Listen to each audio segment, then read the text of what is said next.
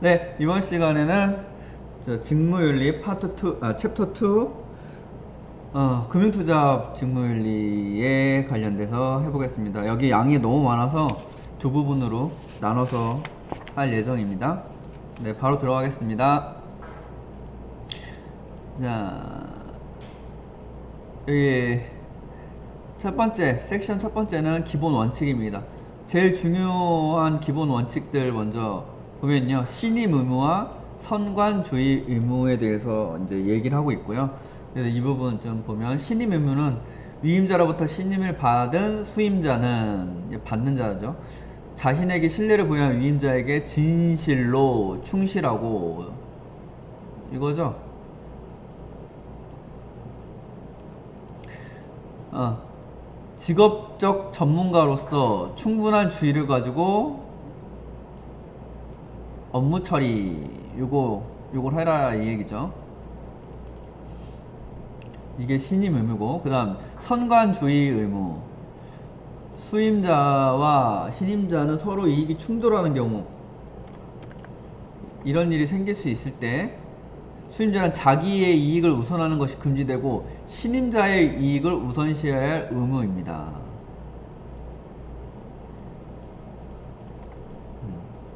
이 두 가지가 핵심 기본 원칙에 해당하는 의무입니다. 자, 위의 두 의무는 모든 금융투자업자에게 적용되는 공통적인 직무윤리적 법적 근거이며 고객 우선 원칙과 신의 성실의 원칙의 기본적인 근거가 됩니다. 여기서부터 이제 시작이 돼서 다른 원칙들이 나오는 거죠. 의무부터 시작을 해서 첫 번째 바로 넘어가면 이제 고객 우선의 원칙입니다. 고객 우선의 원칙, 성관주의 의무와 연관이 되죠. 크게는. 회사 임직관은 항상 고객 입장에서 생각하고 고객에게 보다 나은 서비스를 제공하기 위해 노력한다. 그다음 신의 성실의 원칙. 이거는 윤리적 원칙이자 법적인 의무라고 하네요. 자, 먼저 보면 금융투자회사의 표준윤리 준칙 제4조에 해당하고 회사와 임직원은 정직과 신뢰를 가장 중요한 가치관으로 삼고 신의 성실의 원칙에 입각하여 맡은 임무를 충실히 수행해야 한다. 자, 나번 신의 성실은 단순히 윤리적 원칙에 그치지 않고 법적 의무, 요게 좀 중요할 것 같아요. 법적인 의무가 있다. 그래서 보면은 자본시장법 제37조 1항에 관련해서 금융투자업자는 신의 성실 원칙에 따라 공정하게 영위해야 하고, 민법 2조에서는 권리의 행사와 의무의 이행은 신의를 쫓아 성실히 해야 된다. 이에 따라 자본시장법에서는 다음에 해당하는 보호를 구체화하였다. 적합성의 원칙, 그 다음에 적정성의 원칙, 설명 의무, 손해배상 책임, 부당권의 금지, 요 5가지가 나오니까 이게 신의 성실의 원칙에서 구체화된 그런 조항들이죠. 이 부분 좀 잘 알아둬야 될 것 같습니다. 신의 성실의 원칙은 다음과 같은 기능을 가진다. 권리의 행사와 의무를 이행함에 있어서 행위 준칙이 된다. 법률 관계를 해석함에 있어서 해석상의 지침이 된다. 그다음 법규의 형식적 적용에 약이 되는 불합리와 오류를 시정하는 역할을 한다. 계약이나 법률에 흠결이나 불명확한 점이 있는 경우 이를 메워주고 명확하게 하는 기능을 한다. 권리 행사가 신의 측에 반하는 경우, 신의 원칙에 반하는 경우, 신의 측? 이거 좀 신의 원칙이라고 해야 될까? 그냥 책에 나온 대로 그냥 할게요. 법률 효과가 인정되지 않는다. 그래서 이런 기능 5가지니까 이거 뭐 문제 내기 좀 좋을 것 같은데. 다음 중, 네. 신의 성실의 원칙의 기능에 해당하지 않는 것은, 해당하는 것은 이렇게 얘기할 수 있겠죠. 그다음 6번째, 신의 측 위반이 법률에서 다뤄지는 경우 이는 강제법규에 의한 위반이기 때문에 당사자가 주장하지 않더라도 법원은 직권으로 신의 측 위반으로 판단할 수 있다. 이거 조금 봐둬야 될 것 같습니다. 왠지 문구가 좀 눈에 들어오네요. 강제법규에 대한 위반이기 때문에 당사자가 주장하던 안 하던 법원은 직권으로 신의 측 위법을 판단할 수 있다. 자, 여기에 이제 표로 책에 정리된 거 캡처한 건데요. 신임 의무와 관련돼서 2대 기본 원칙은 고개 구성의 원칙과 신의 성실의 원칙이다. 그래서 이 부분에 대해서는 이제 직무윤리의 법제화를 했고, 그래서 이것들을 이거 본인이라고 하면 이제 뭐 회사와 회사 임직원에 대한 얘기고요. 이거는 회사, 그 다음에 사회에 대한 윤리를 지켜야 된다. 이해상충 방지, 그 다음에 금융소비자 보호 의무, 이런 것들은 법제화로 되어 있다. 이렇게 해가지고 이 기본 원칙이 구성표로 좀 이해를 하면 좋을 것 같습니다. 그러면 섹션 2, 이해상충 방지 의무입니다. 이해상충 방지에 대한 부분은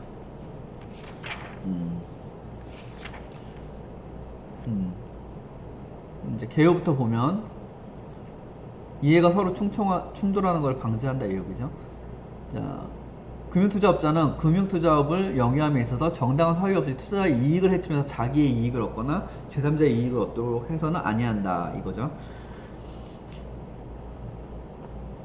그래서 자본시장법에서는 신의성실의 의무, 이해상충의 관리, 정보교류의 차단해서 구체화시킨다. 이게 구체화된 이런 부분들을 이제 이해상충 방지에 대해서 어떻게 구체화하고 있는지를 여기서 확인하면 되겠죠. 자, 이해상충의 발생 원인이라, 이건 뭐 돈과 관련되는 거니까 금융투자업자 내부의 문제로서 이건 내부의 문제라네요. 내부의 문제는 어떤 게 있나 보면,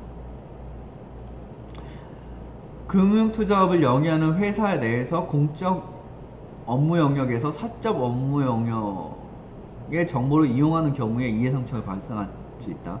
공적 업무 영역에서 사적 업무의, 말이 좀 어렵네.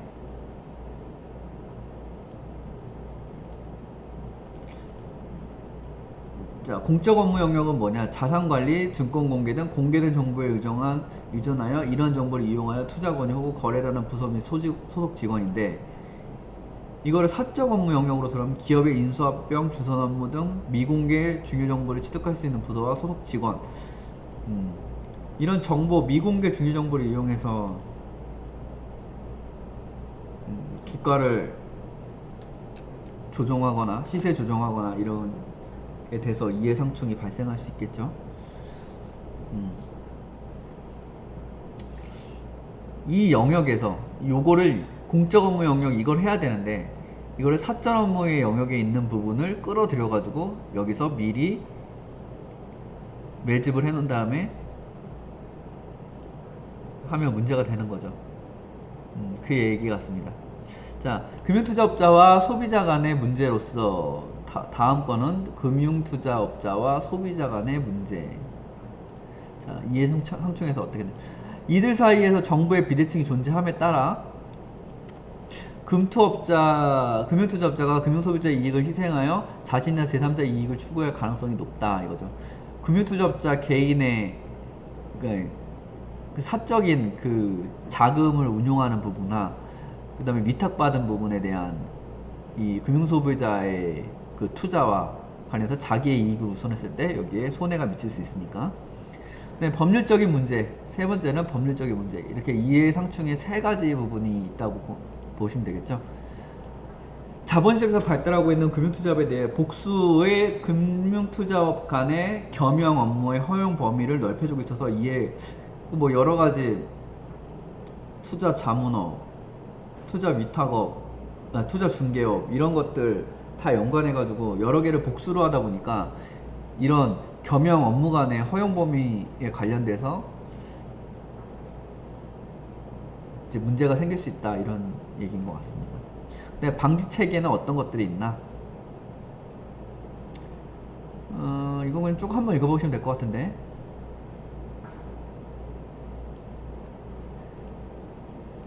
자, 이해상충 가능성의 파악 및 관리를 해야 되고, 그다음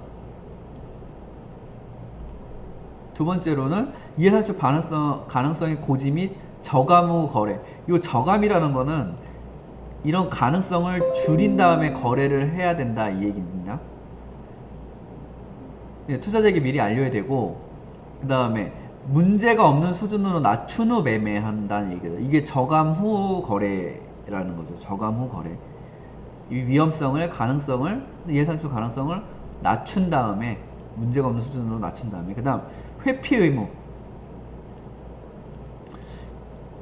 이 낮추는 것이 곤란할 경우에는 매매를 하지 마라 이거죠. 매매나 거래를 하지 마라. 근데 정보 교류의 차단 의무. 부사관, 업무관, 정보 교류 차단일 것 같은데. 자, 이걸 해서 안 돼. 정보 제공 행위, 매매에 관한 정보, 그 다음에 겸직 행위, 임원 및 직원을 겸직하게 하거나 파견하여 근무하는 행위, 그 다음에 공동 설비, 공동 이용 행위. 서로 간에 이제 업무 부서 간에 이걸 같이 하다 보면은 중요 정보가 노출될 수도 있고 이러다 보니까 대표적으로는 이 세 가지가 있다는 거. 정보 교류가 차단을 해야 되는 부분이 이 세 가지 정도 있다는 거. 그 밖에 뭐 대통령령이 정하는 행위. 자, 다음 조사 분석 자료의 작성 대상 및 제공의 제한. 애널리스트들 관련된 얘기인데, 금융투자 회사 및 금융투자 분석 업무의 종사자, 애널리스트들이죠. 이들의 이코노미스트, 애널리스트, 이들에 의하여 생산된 정보를 이용하는 자 사이에 이해상충 발생 가능성이 큰. 실제 지금 요즘에도 보면은 유튜브에 이런 애널리스트들 나와가지고 막 얘기하고, 주식 추천은 아니라고 하면서 막 얘기하지만 일반인들은 이거 보고 막 따라 매수하고 이렇게 하는 경우가 많아서 참 뭐가 답인지 잘 모르겠는데, 어쨌든 이건 자격증 시험 준비니까. 금융투자업자 자신이 발행 또는 관련되어 있는 대상에 대한 조사 분석 자료의 공표와 제공을 원칙적으로 금지한다.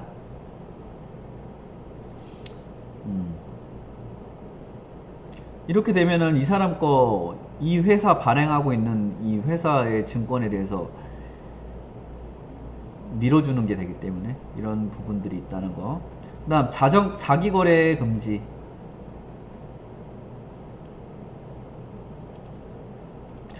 투자 매매업자, 투자 중개업자는 금융투자 상품에 관한 한 같은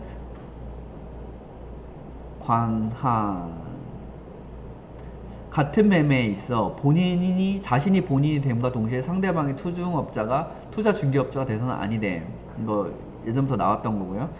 예, 금융투자업 종사자는 금융소비자가 동일한 경우에 제외하고는, 동의를 한 경우에는 제외이란 얘기죠. 그래서 뭐 위에 거 같은 말인데, 금융소비자와의 거래 당사자가 되거나 자기 이해 관계인의 대리인이 되어서는 아니됨. 소비자 물건을 사들인다거나 뭐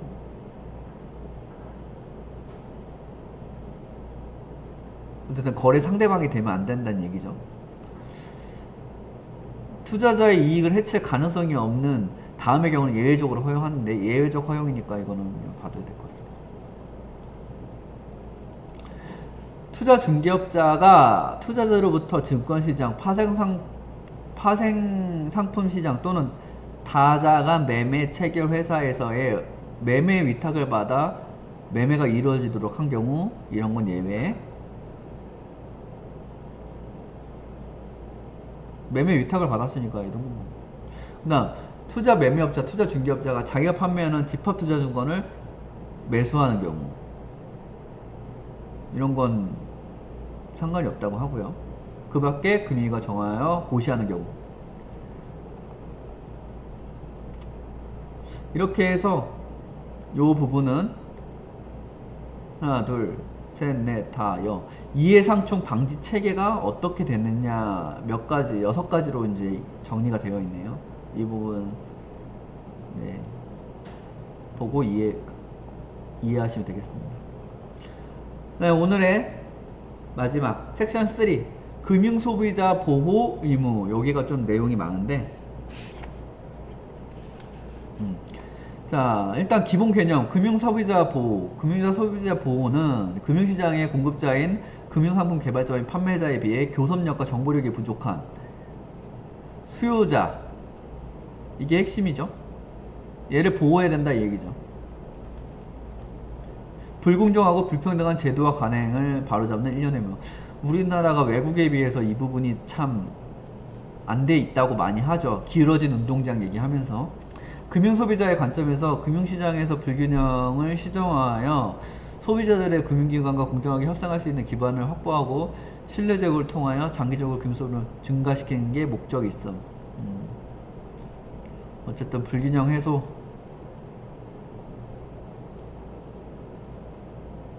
이런 것들이 핵심이란 얘기죠.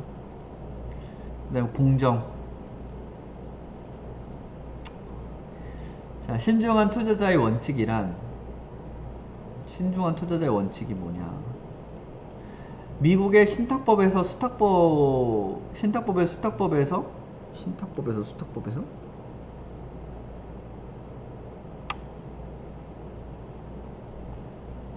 말이 좀 이상한데?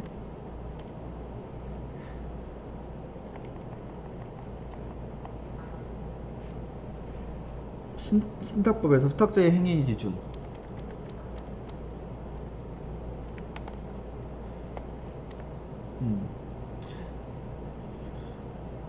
수탁자의 행위 기준으로서 널리 인정받은 바 있는 신중한 사람의 원칙을 자산운용에 관한 이론 및 실무의 발전을 받아들여 수정한 것이다. 이 신중한 투자자의 원칙이라는 거는 이런 얘기고요.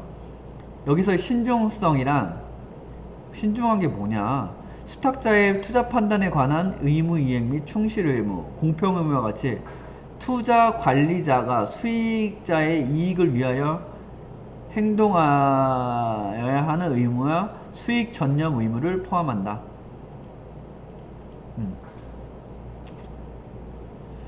신의성실의 원칙하고 비슷한 말인 것 같은데요. 네, 전문가로서의 주의. 이거 뭐 계속 나왔던 건데, 아까 위에서도 정의를 잠깐 보면, 금융소비자가 금융투자상품에 매수하는 거래 이전과 이후에 모두 적용될 뿐만 아니라 금융투자자가 판매할 상품을 개발한 단계부터 이게 주의가 적용이 되고, 의무위반 이유로 한 채무불이행 이행 책임, 불법행위 책임 등과 같은 법적 책임을 묻는다 이런 거죠. 전문가로서의 주의를 지키지 않을 경우 법적 책임까지 묻는다니까 조심해야겠죠. 근데 뭐 다 빠져나갈 구멍이 있지 않나 생각이 드네요. 자, 금융소비자 보호와 관련돼서 국내외 동향은 어떠냐. G20에서는 10대 원칙을 채택했답니다. 2010년에. 그러니까 내용을 보면은 원칙 1은 법 규제 체계, 원칙 2는 감독기관의 역할, 원칙 3은 공평 공정한 소비자 대우, 원칙 4는 공시 및 투명성, 원칙 5는 금융교육과 인식, 원칙 6은 금융회사의 책임 영업행위 강화, 원칙 7은 금융소비자 자산의 보호 강화, 원칙 8은 금융소비자 개인정보 보호 강화, 원칙 9는 민원 처리 및 시장 절차의 접근성 제고, 원칙 10은 경쟁 환경의 조성. 보통 여기 6, 7, 8이 좀 보호의 실제적인 그런 부분과 연관이 좀 되는 것 같습니다. 그래서 이거는 267부터 269에 있으니까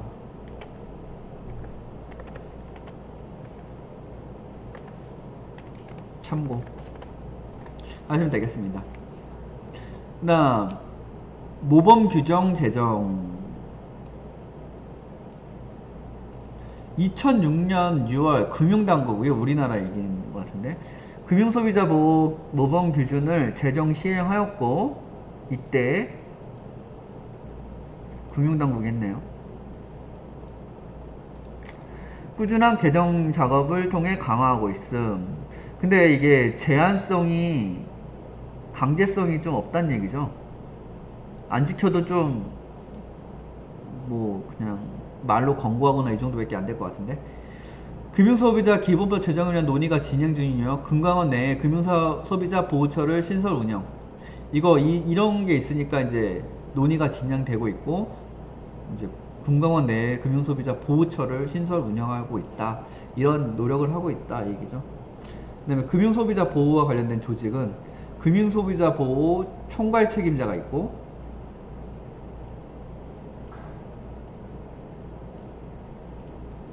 그다음 금융소비자 업무 전담 조직이 총괄 책임자와 업무 전담 조직. 그러니까 각자 이제 밑에 하는 일들이죠. 한번 그냥 쭉 읽고 넘어가겠습니다. 자, 절차 및 기준 수립, 그리고 각 금융상품 각 단계별 소비자 보호에 관한 관리 감독, 민원 접수 처리에 관한 관리 감독, 금융소비자와 관련된 관계부서에 관한 피드백 업무 총괄, 교육 프로그램 개발 및 운영 업무 총괄, 부서 직원 평가 기준 수립 및 평가 총괄, 이런 지시 감독 이런 거죠. 총괄 책임자니까. 업무 전담 조직은 금융소비자와 관련된 제도 개선 업무, 이게 실무 조직이겠죠. 협의회 설치 및 운영, 금융상품 개발 시 금융소비자 보호 측면 사전 검토, 금융상품 안전 판매를 위한 재반 활동, 민원의 예방 처리 및 관리 업무, 분석 및 평가, 대표이사 보고, 이런 것들을 한다고 합니다. 그 다음 금융소비자 협의회. 협의회는 뭔 일을 하나? 금융소비자 협의회에서는 금융소비자 보호 정책 및 기본계획 등과 관련 사항, 그 다음에 관련 재규정, 제도 개선 사항, 민원 분석 결과 주관부서 및 주관부서와 상품개발 영업 등 관련 부서 간 협의에 필요한 사항, 피해 구제 금액, 분쟁 조정 관련 기구가 일정 금액 이상을 초과하여 합의를 권고한 사항, 이런 부분에 대해서는 협의회에서 맡아 처리한다 이 얘기죠.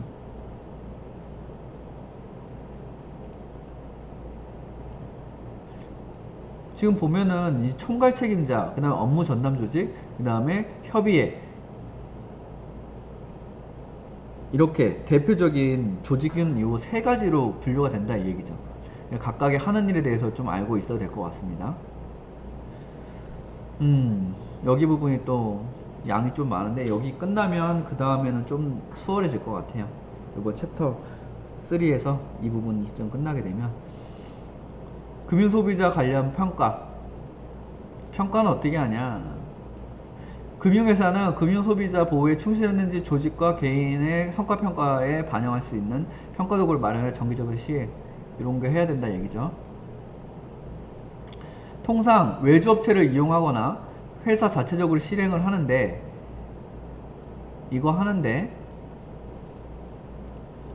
어떤 것들을 평가하냐. 불안전 판매 행위 점검 결과, 민원 및 분쟁에 대한 직원과시 여부, 상품 판매 후 모니터링, 이런 것들을 평가 항목으로 넣는다 이게죠.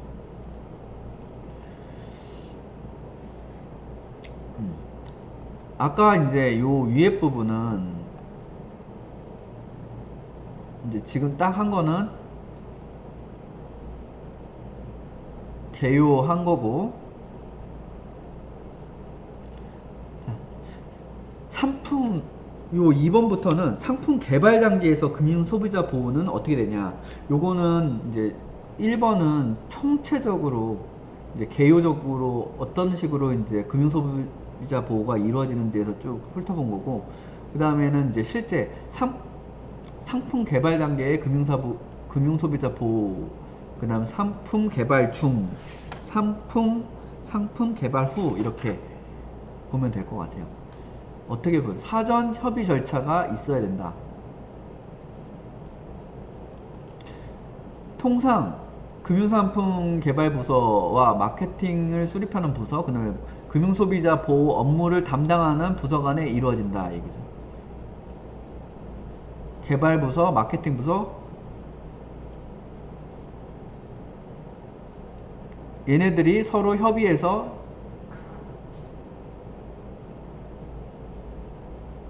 사전 협의를 해야 된다 이 얘기죠. 신상품 등의 개발 혹은 변경에 대한 검토, 개발 중단, 판매 중단에 대한 검토, 안내장, 설명서, 약관, 가입 신청서 등에 대한 검토, 뭐 변경, 개발 변경 검토, 민원 발생 요소, 평가 기준 수립, 이런 것들이죠. 이런 것들을 이제 사전 협의에 해야 되고, 그리고 사전 협의 절차 이행을 모니터링도 해야 된다. 상품 판매 이전 단계의 금융소비자 보호는 어떻게 하냐? 이건 상품 판매 이전, 이거는 상품 개발 단계. 판매 이전에서는 어떻게 되냐? 금융투자회사는 수시 또는 정기적으로 전 임직원을 대상으로 집합교육, 온라인 개별교육 실시 해야 되고, 각 임직원이 회사에서 취급하고 있는 금융투자 상품을 판매할 수 있는 자격증 보유, 자격 유지를 위한 보수교육,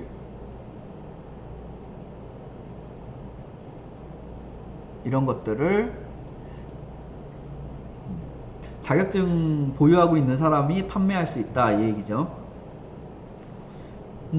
상품 판매 단계의 금융소비자 보호는 어떻게 해?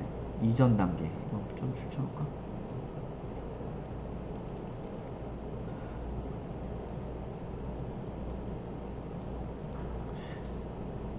여기가 중요하겠네요. 아무래도 내용이 상품 판매 단계에서 금융소비자 보호가 어떻게 돼요? 첫 번째가 적합성 연층에 또 나오네요. 여기도 쭉 한번 중요한 부분이니까 다시 한번 쭉 보겠습니다. 자, 금융투자업자는 투자가 일반 투자자인지 전업 투자자인지 여부를 확인을 먼저 하고, 그 다음 권유 전에 뭐부터 해야 되냐? 면담, 질문 등을 통하여 투자 목적, 재산 상환, 투자 경험 등의 정보를 파악을 먼저 해야 돼요. 이거 계속 나오는 건데, 그 다음에 서명, 기명 날인, 녹취 등을 통하여 확인을 받아야 되고, 확인받아 유지 관리를 해야 된답니다. 그리고 이 확인받은 내용은 투자자에게 지체 없이 제공도 해야 되고, 자, 일반 투자자에게 적합하지 아니하다고 인정되는 투자를 권유해서는 아니 되고, 그 다음에 요 정보 파악에 관련돼서 요 룰이 있어요. 룰. 이거는 봐둬야겠죠. 아무래도 Know your customer rule.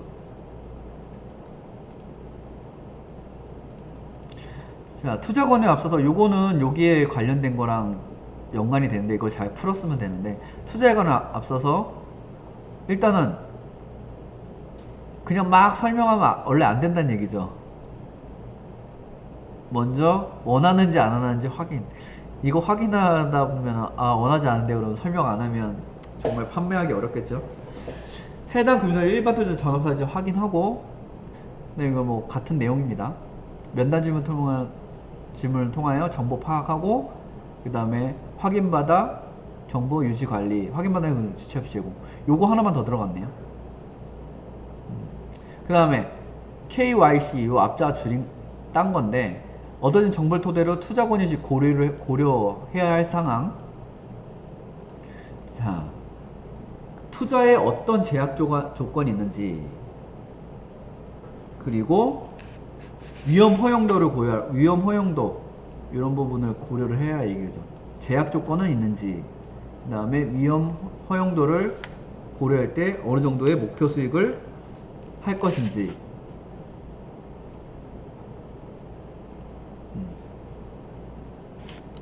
이런 부분을 이제 투자 권유할 때 고려해야 한다 이 얘기입니다. 자, 부당 권유로 인해 손해배상 책임 산정액은 매수를 위한 지출한 비용에서 사후 매도하는 매도 금액, 요거를 손해액으로 산정한다. 뺄셈, 대부분 계산이 그냥 뺄셈만 잘하면 될 것 같은데, 이런 계산 문제 나온다면. 그 다음 적정성의 원칙. 자, 요 각각의 원칙이 좀 구체적으로 어떤지를 좀 잘 이해를 하고 있어야 될 것 같아요.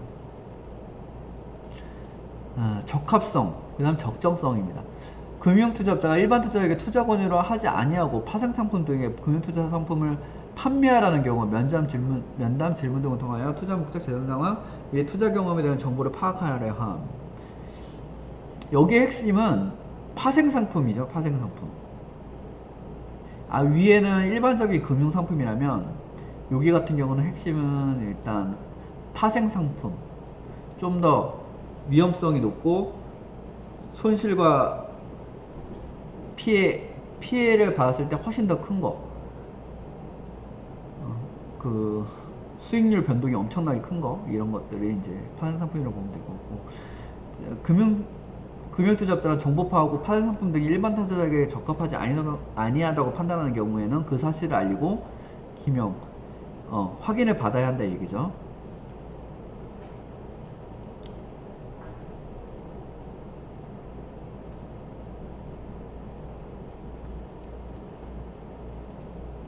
다음, 원금을 초과해 손실이 발생할 수 있고 변동성이 높은 고위험 파생상품 등에 대하여 이거를 보호하기 위해서 적정성의 원칙이 추가로 더 만들어진 거예요. 이 적합성은 좀 일반 증권 상품을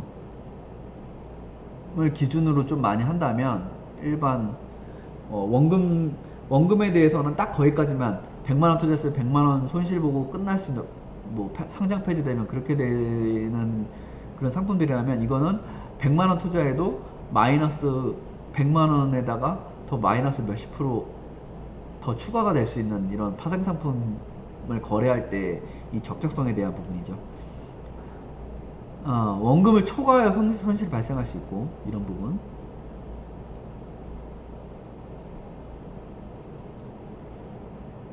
고위험 파생 상품, 이런 부분들에 대해서는,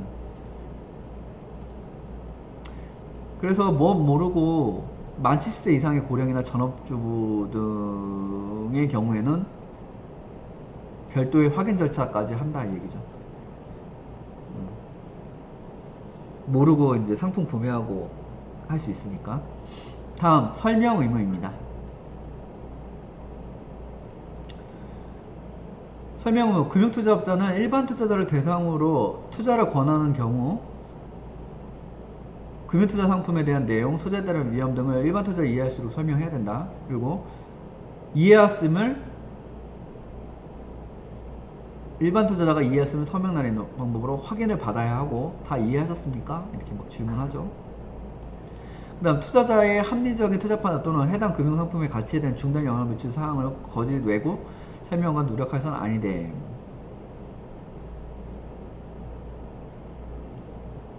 이런 거 설명하면 되겠죠. 그 다음, 이런 부분을 이제 중요 사항이라고 하는데, 자, 자본시장법 시행령 53조 47조 제1항에 대한 보충적으로 규정함. 내용을 생략한다고 했는데 이게 뭐지?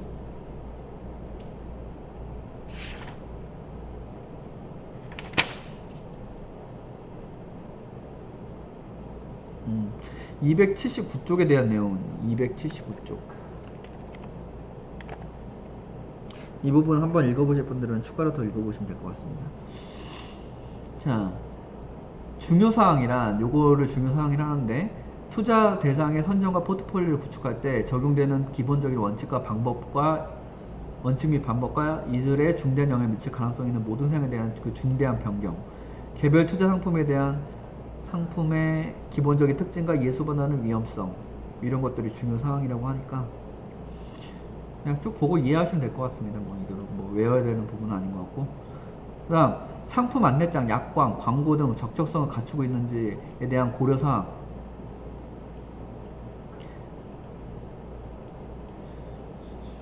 뭐가 들어가야 되냐? 상품 안내장, 약관, 광고 등 적정성을 갖추고 있는지 고려하는 거는, 일단 첫 번째는 정확성, 두 번째는 시의성, 시기의 적절성을 얘기하는 거죠. 접근성, 용이성, 그 다음에 권익 침해 표시 금지, 각 내용이 어떤 건지 볼게요. 정확성은 간단 명료, 객관적 사실의 근거, 사실을 왜곡하는 내용 포함하면 안 되고,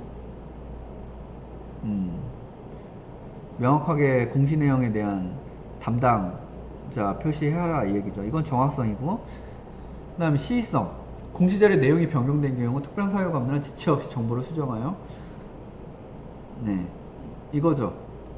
지체 없이 해당 정보를 수정하고 정보를 제공하라 이 얘기죠.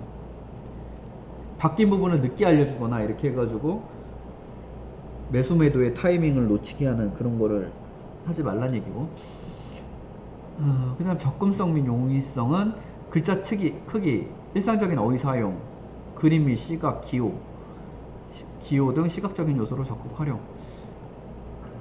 이거를 접근성과 용이성으로 봤네요. 이해하는 부분에 대한 내용인 것 같고, 그 다음 이자, 원금, 보존, 예입, 지불, 업무 제휴, 서비스, 금리 및 수수료 등과 관련하여 오해할 수 있는 표시는 금지하라 이 얘기죠. 정확하지 않은 사실에 대한 부분은 표시 금지. 근데 실제 뭐 상품 같은 거 구매해보면 이거 설명하는 사람 보면 다 이런 거 다 하는 것 같아요. 일단 가입만 하면 무조건 돈이 엄청 수익이 딱 되는 것처럼 막. 자, 위반 시 손해배상 책임. 요거 위반할 경우에는 1번하고 3번 이거 설명 안하고 거짓 왜곡 이런 1번하고 3번에 대한 부분은 손해배상 책임을 한다 이 얘기죠. 이게 중요하고, 이거는 뭐 마찬가지로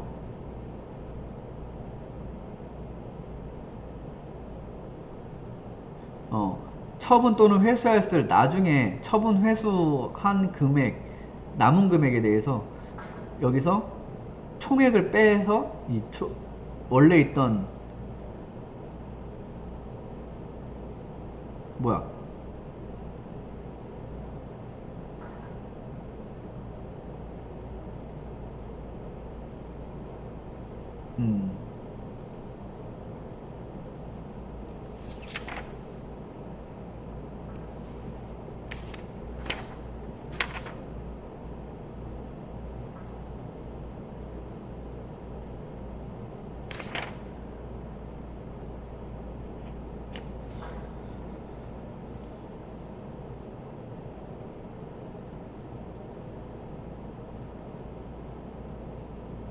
금융투자 상품의 취득으로 일반 투자자가 지급하였거나 지급해야 할 금전의 총액에서 처분 회수하였을 때 나중 금액을 빼서 손해액을 추정한다. 이 부분이고, 그 다음 부당 권유의 금지입니다. 위에까지는 다 설명 의무에 대한 부분이고, 이건 부당 권유. 자, 거짓 내용을 알리는 행위.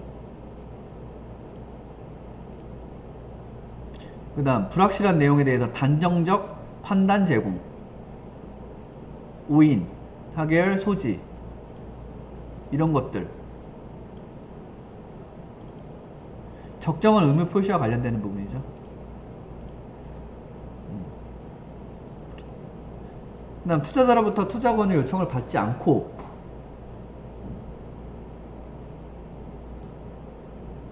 이건 진짜 뭐 계속 다 하고 있는 것 같은데 전화, 방문, 실시간 대화 방법을 이용하여 권한은 이용하는 행위. 그 다음 투자자의 거부하는 투자 취지의 의사를 표현했을 때도 투자를 계속하는 행위. 이거 안 살 거예요, 관심 없는데 이래도 계속 투자 권하는 이런 사람 있죠. 그래서 여기에 대해서 예외사항이 있는데요, 이 예외사항은 뭐냐면 1개월이 지난 후에 다시 투자를 권유하는 행위, 그리고 다른 종류의 A 상품을 막 거부했으면 A 상품에 대해서는 1개월이 지난 이후에는 다시 해야 되지만 1개월 안에 다시 할 수 있는 거는 A 상품 말고 B 상품, C 상품, 다른 상품을 투자 권유하는 상관없다 이 얘기죠. 그다음에 손실 보전 등 금지. 이게 잘못하면은 이거 뭐라고 할까, 받아들여질 수도 있을 것 같은데, 투자자가 입을 손실의 전부 또는 일부를 보존해 줄 것을 사전에 약속하거나 사후에 보존해주는 행위, 그 다음에 일정한 이익을 보장하거나 사전에 약속하거나 사후에 제공하는 행위, 이런 것들을 하면 안 된다는 얘기죠. 이 상품 구매했을 때 만약에 뭐 100만원 투자했는데 손실 보시면 제가 5만원은 10만원 손실 보시면 5만원은 보존해 드릴게요, 이런 식의 하는 거는 안 된다는 얘기죠.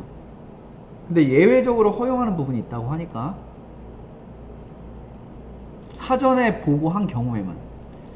자, 회사의 위법행위 여부가 불명확한 경우 사적 화해 수단으로, 사적 화해? 손실을 보상하는 행위, 사적 화해의 수단으로. 증권투자에서 자기 책임 원칙에 반하는 경우는 제외한다. 회사의 위법행위로 인하여 회사가 손해를 배상하는 행위, 이런 것들은 예외적으로 허용한다 얘기죠. 그 다음에 여기 다 화해 절차 합의 보는 그런 내용인 것 같은데, 손실을 보상하는 배상하는 행위, 이런 부분에 대해서는 이제 예외적으로 허용한다 얘기죠. 권한 남용의 금지. 자, 회사의 대출 용역 등 서비스 제공 관련해 금융소비자의 의사에 반하여 다른 금융상품을 강요하게 하는 행위, 회사의 대출 등과 관련해 부당하게 과다한 담보, 보증 요구하는 행위, 회사 또는 그 인증에 부당한 금품 편익을 제공하는 요구하는 행위, 그 다음 실적을 위해 금융소비자 가장 유리한 계약 조건의 금융상품, 다른 금융상품, 이런 거 진짜 많죠. 더 자기한테 떨어지는 게 많은 그런 상품을 하려고, 이런 부분은 하지 마라 이 얘기죠. 자, 이제 5번 판매 이후의 단계에서는 어떻게 되냐. 금융소비자법에 어떤 것들이 있어서 판매 이후에는 소비자 보호해 주려고 하냐. 보고 기록의 의무입니다. 첫 번째 거에 보고 기록의 의무.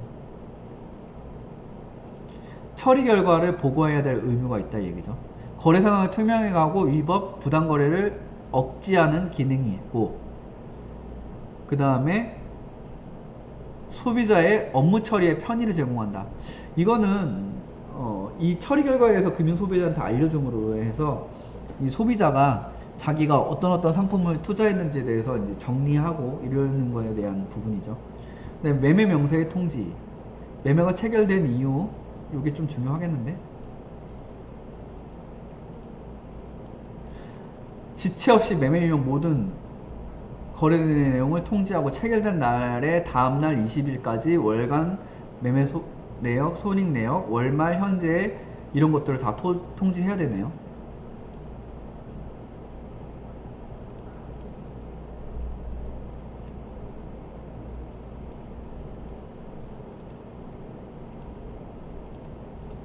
투자자 미리 합의된 방법으로 뭐 서면 교부를 하던, 전화로 하던, 전신을 하던, 전자우편을 하던 알려주면 되고요. 그 다음에 기록 및 증거 유지 의무, 업무 집행의 적정성을 확보하고 후일 분쟁을 대비할 경우, 발생할 경우를 대비한다. 처리 결과, 그 다음에 기록 및 증거 유지, 분쟁이 일어나지 말라 이 얘기죠. 이 대표적인 게 임의매매라고 하네요. 임의매매, 이거에 대해서는 좀 잘 알아둬야 될 것 같습니다. 1인 매매와 임의매매인데, 1인 매매는 투자자가 1인을 했기 때문에 상관이 없는데, 이 임의매매는 금융투자업자가 자신이 그냥 1인 받지도 않았는데 임의로 그냥 매매하는 경우를 얘기하는 거죠. 근데 이제 임의매매 후에라도 요게 핵심인데, 핵심이래. 좀 잘 봐둬야 되는데, 임의매매를 업자가 했는데 금융소비자가 이거를 괜찮다 이렇게 받아들이면 나중에 손해가 발생하더라도 이거에 손해배상 청구를 할 수 없다 이 얘기죠. 그래서 임의매매로 재산상의 손해액을 계산하는 방법, 임의매매가 없었던 상태의 재고에서 임의매매 사실 인지 후 이의제기한 시점의 잔고로 계산한다. 손해액은 이렇게 책정을 한다. 대부분 뺄셈 하나밖에 안 나오니까 이런 거 뭐 문제 나오면 쉽게 풀 수 있을 것 같은데요. 하나, 정보 누설 및 부당 이용의 금지. 금융투자회사의 표준윤리 준칙, 정보보호. 업무 수행 과정에서 알게 된 회사의 업무 정보와 고객 정보를 안전하게 보호 관리해야 하고, 그 다음 직무상 알게 된 걸 외부의 정보를 정당한 사유 없이 자기 또는 다른 사람의 이익을 위해서 사용해서는 안 된다, 이런 거죠. 이거는 그냥 쭉 보면 되고, 그다음 공정성 유지 의무.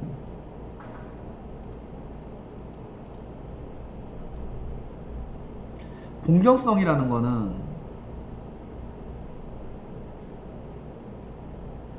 이게 핵심인데, 그냥 다 똑같이 한다는 것보다는 이런 것들에 따라서 뭘 해야 된다? 차별 제공하는 것을 허용한다, 이 얘기죠. 다 다르기 때문에 적절히 차등 다르게 제공하는 것은 허용한다, 이 얘기고, 그 다음에 쭉 관련 제도들이 뭐가 있는지 한번 보면, 이건 판매 이유 관련 제도, 판매어 모니터링 서비스, 해피콜 서비스. 이거 상품 판매하면은 계약 맺은 날로부터 7영업일 이내에 판매 직원이 아닌 제3자가 금융소비자와 통화한다, 이 얘기죠. 그래서 계약이 제대로 절차에 맞게 처리되었는지 이런 것들을 확인한다, 이 얘기고, 미스터리 쇼핑, 이거 뭐 스파이 같은 건데, 미스터리 쇼퍼라고 불리는 사람들이 금융소비자임을 가장하여 해당 소속 직원이 영업점을 방문해가지고 그 준수 여부를 확인하는 것이죠. 미스터리 쇼핑. 그 다음 불안전 판매 배상제도. 자, 완전 판매와 불완전 판매를 봐야 되는데, 불완전 판매만 알면 될 것 같아요. 완전 판매는 뭐 문제없이 판매됐다는 얘기고, 판매 과정에서 불완전 판매 행위가 발생한 경우 사실을 인지한 경우 투자 원금을 배상해주는 제도. 15일 이내, 가입일로부터 15일 이내 배상을 신청한다. 불완전 판매라는 거는 약간